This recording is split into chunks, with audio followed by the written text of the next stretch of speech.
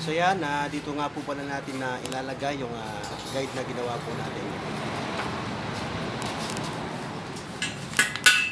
Tura po ng ating ginawang guide, yan, ganyan lang po siya.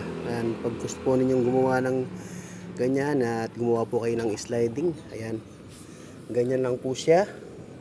Ayan.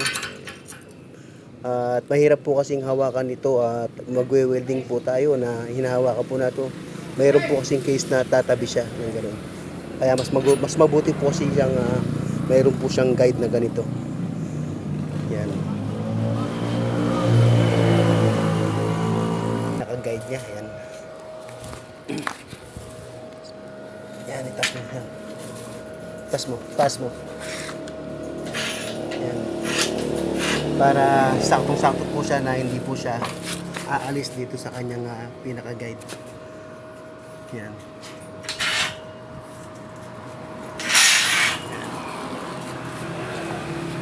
So yun lang po. Weldingin po natin siya ng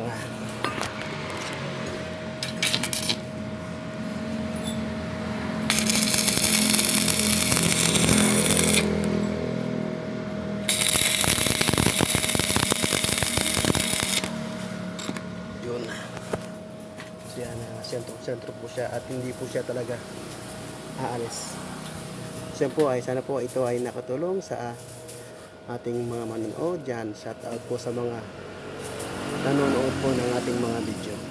Yan, dito nga po pala natin gagamitin itong mga sliding yan. Pero yan po yan, mahaba po yan. Yan. Dito po natin siya gagamitin.